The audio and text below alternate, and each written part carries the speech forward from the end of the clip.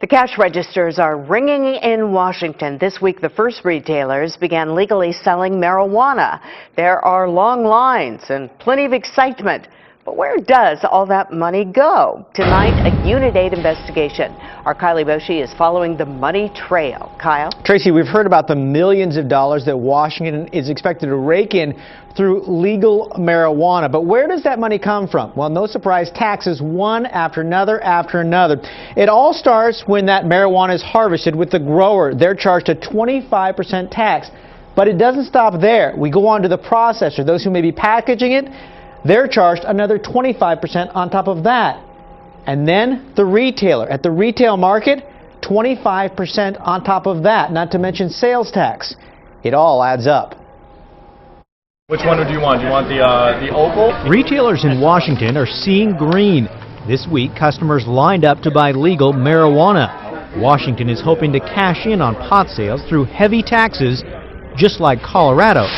Colorado has a new cash crop. Marijuana sales are beating expectations on every level. And the marijuana industry is making a lot of money. The money sounds great, especially for cash-strapped states. Washington estimates it could see $586 million from pot between 2015 and 2019. Really, I mean, how confident should we be in those numbers? Not at all. Not at all. We really don't have a clue. Mark Kleiman, a professor at UCLA, helped to create the blueprint for Washington's marijuana policy. It will generate some revenue, probably not for very long, because the prices will fall. There are lots of good reasons to think about legalizing cannabis, but revenue isn't really one of them. Kleiman explains pot is relatively cheap and easy to produce. Natural price of producing cannabis is relatively low, and it's going to be very difficult with a percentage of price tax to capture any substantial amount of revenue.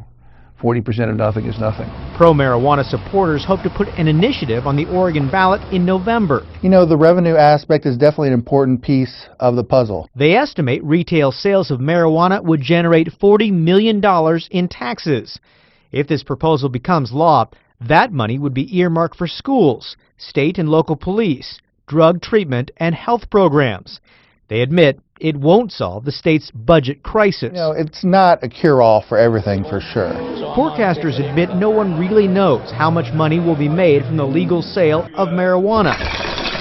Fair to say, it's all a bit hazy.